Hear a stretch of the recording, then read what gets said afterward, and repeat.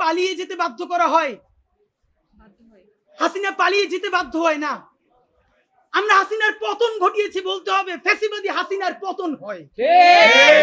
পালিয়ে যেতে বাধ্য করা হয়, কোনো প্যাসিভ কথা বলা যাবে না, এখানে অ্যাক্টিভ, আমরা অ্যাক্টিভ মুডে ছিলাম, এখানে কোনো প্যাসিভ ভয়েস নাই। বলবেন যে অগণিত পুরো ছাত্র জনতার শক্তি তার পতন ঘটিয়েছে এবং সেই পতনের ফলে সে ভারতে পালিয়ে যেতে বাধ্য হয়।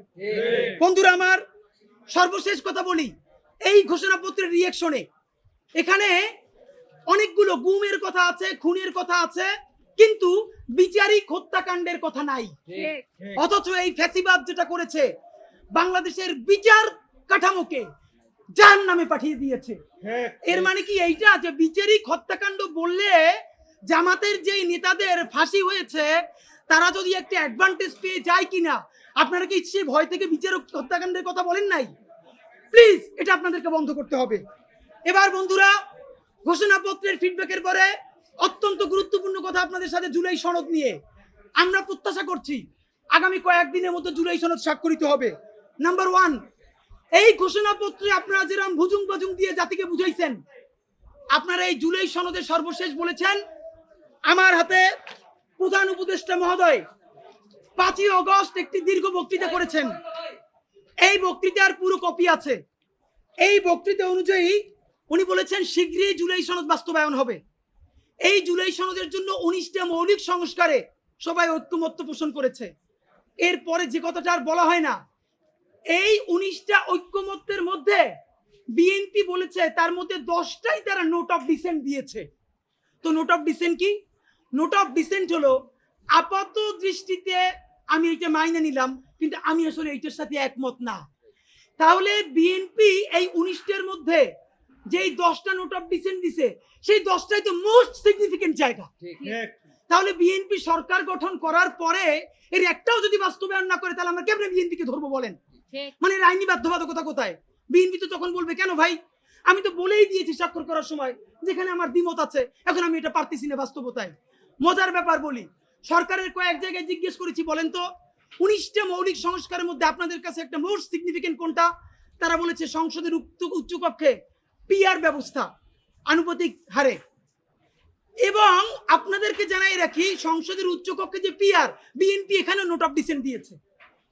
যে সংসদের উচ্চকক্ষে বিএনপি যে নোট অফ ডিসেন্ট দিয়েছে, এটাও যদি সে বাস্তবায়ন না করে, তাহলে আমরা, মানে আপনি ভাবেন আমরা কি কারণে, ঠিক কোন কারণে আমরা এখন এই কথাগুলোকে বিশ্বাস করব? রাজনৈতিক দলগুলোকে তারা ইন্টারিম থাকা অবস্থায় আমাদের চোখের সামনে 47কে নাই করে দিল, পিলখানাকে নাই করে দিল, শাপলাকে নাই করে দিল, নিরাপদ সড়ক আন্দোলনকে নাই করে দিল, বিচারিক হত্যাকাণ্ডের কথা তারা বললো না। যেই তারা ক্ষমতার মসনদ পেয়ে যাবে, এই কথা বলার পর যে আমরা আবার জেলে যাব না, তার প্রমাণ কি আপনাদেরকে বলে? তাহলে আপনারা এটা কি চান? ডক্টর ইউনূস সাহেব, নাম্বার 2, আপনাকে বলতে চাই, আইনি বাধ্যবাধকতা আমাদেরকে অন্তত 20 জন শহীদ পরিবার বলেছে। ডক্টর ইউনূস সাহেব কি এগুলো সব সামনে সংসদের জন্য রেখে যাইতেছে? তাহলে সে কি করবে? প্রধান উপদেষ্টা, এবার আপনার জন্য স্পেসিফিক 3-4টা আমাদের কথা আছে। আমরা এই কথাটার কথা লিখেছি ইন্টারিম বনাম ইউনূস। এখন যে কথাটা আপনাদেরকে বলবো, এই কথাটা আমরা প্রচুর হোমওয়ার্ক করে বিভিন্ন গণমানুষের সাথে, রিক্সাওয়ালা, ভ্যানওয়ালা, সবজিওয়ালা, পেশাজীবী, বিশ্ববিদ্যালয়ের শিক্ষক থেকে শুরু করে অনেকের সাথে কথা বলে আমরা এই কথাটা বলবার চেষ্টা করেছি। ডক্টর ইউনূস সাহেব, আমরা এখন পর্যন্ত যতদূর বুঝতে পেরেছি, আপনার ক্যাবিনেটের অলমোস্ট সকল উপদেষ্টা প্রতিদিন আপনাকে একটা আর্মি কুয়ের জুজু দেখাচ্ছে। আপনি সচিবালয় সংস্কার করলেই আর্মি টেক ওভার করবে, আপনি যদি পিলখানার কথা বলেন আর্মি টেক ওভার করবে। এইটার একটা প্রমাণ কি দিয়েছে? বাংলাদেশের ছাত্র জনতার একমাত্র প্রতিনিধি বানিয়েছে তারা এনসিপি কে।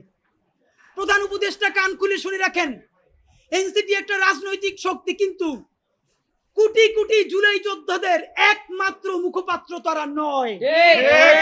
এনসিপি সমাবেশ করলে লোক কম হয়, এর মানে এই না যে মানুষ জুলাই ভুলে গেছে অথবা জুলাইয়ের রক্তের সাথে সে গাদ্দারি করার কারো অনুমতি দিছে।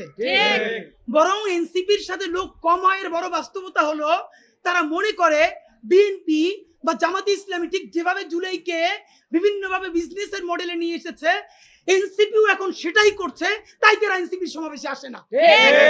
কিন্তু এই মানুষ, কোটি কোটি মানুষ এখন পর্যন্ত রাস্তায় নামতে প্রস্তুত। যদি আপনি একটা বিপ্লবী ভাষণ দিয়ে জনতার পক্ষে সংস্কারের আপার হ্যান্ড নিয়ে নিতে পারেন। প্রধান উপদেষ্টা আপনাকে বলি, আপনার উপদেষ্টারা সারাক্ষণ জুজুর ভয় দেখায় না? আপনারে বলি, একটু কান দিয়ে শুনেন। যদি ওয়াকার সাহেবের এবং আর্মি জেনারেলদের সাহস থাকে, আই রিপিট, সাহস থাকে, একটা কু কইরে দেখাইতে বলেন। ভাইরা, ব্যাপারটা এমন না। লিথাল উইপেন যখন চলে তখন পুলিশের উইপন আর আর্মির উইপেনের পার্থক্য থাকে না, প্রত্যেকটাই জীবন কাইরে নেয়। এই মাত্র একটা বছর আগে আমাদের হাজারো হাজারো শহীদ যেগুলিতে শহীদ হয়েছে, এর চেয়ে দামি গুলি তো আর্মি আমাদের উপরে ব্যবহার করতে পারবে না। আপনি মনে রাখেন, এই ওয়াকার সাহেব অথবা আর্মি যদি কোনো কু করার চেষ্টা করে, জনগণ গিয়ে ক্যান্টনমেন্টের ইট খুঁজে নিয়ে আসবে। ইট, একটা ইট ক্যান্টনমেন্টে আস্থা থাকবে না। আপনি লাইকে রাখেন। আপনি কারে ডরান? আপনি ভোট নেন। মিনিমাম 100 রিকশাওয়ালার সাথে কথা বলেছি গতকাল পর্যন্ত, প্রত্যেকে বলে এই উপদেষ্টাদেরকে তারা বিশ্বাস করে না, কিন্তু ইনুস বেড়া ভালো। এর মানে সারা বাংলাদেশের জুলাই যোদ্ধারা, জুলাইয়ের পক্ষের শক্তিরা আপনার মুখটা দেখা এখন পর্যন্ত এই সরকারের একটা হাত ধরে রাখছে। কিন্তু এই উপদেষ্টাদের কেউ কেউ ইতিমধ্যে রাজনৈতিক দল যারা সামনে ক্ষমতায় আসবে তাদের সাথে নেগোসিয়েশন করে কেউ সামনে আইনমন্ত্রী হবে, কেউ অন্যান্য মন্ত্রী হবে, কি কি হবে এইটা পাকাপোক্ত কইরা এখন তাদের জবানে আমাদের ঘোষণাপত্র লিখে দেয়। এখন সেই ক্ষমতায় যারা আসবে সেই দলের মুখপাত্র হয়ে তারা এই সরকারের মধ্যে কাজ করে। প্রধান উপদেষ্টা, আপনার একটা কথা বলি, আমরা আগেও বলেছি এই সরকারের সকল উপদেষ্টার এক পা অন্য দেশে, বিপদ হইলে ভাইগে যাবে, কিন্তু আমরা দৃঢ়ভাবে বিশ্বাস করি আপনি ভাগবেন না। এর প্রমাণ, আপনি যদি ভাগতেন পৃথিবীর কোন দেশ আপনারে রাখতে চায় না বলেন? তাহলে হাসিনার আমলেও 10 তলা বিল্ডিং বাইয়া আপনার আদালতে হাজিরা আপনি দিতে আসতেন না। আপনি তখনই বিদেশ থাকতে পারতেন। আপনি এই দেশে থাকতে চান বলেই আপনি আসছেন, আমরা বিশ্বাস করতে চাই। মাননীয় প্রধান উপদেষ্টা, আপনি বাঁচবেন কয়দিন বলেন? আপনার এত বয়স হয়েছে, বাংলাদেশের গড়ায় উঠছে প্রায় 20 বছর বেশি পাচ্ছেন। আমার বাপে 63 বছর বাঁচছে, তার চেয়ে আপনি প্রায় 20 বছর বেশি পাচ্ছেন। মাঝে মধ্যে মৃত্যু বেঁচে থাকার চেয়ে অধিক। মাননীয় প্রধান উপদেষ্টা, আপনি একটা গবেষণা করেন, বাংলাদেশে গত 50 বছরে কোন রাষ্ট্রপ্রধানের 30 মিনিট 40 মিনিটের বক্তৃতা রিক্সা চালক, ভ্যান চালক, সবজি বিক্রেতা, বিশ্ববিদ্যালয়ের প্রফেসর, ছাত্র জনতা আধা ঘন্টা বসে তার বক্তৃতা শুনে নজির নাই, যেটা আপনারটা হইছে। এটা কিন্তু আপনার চেহারা দেখে না।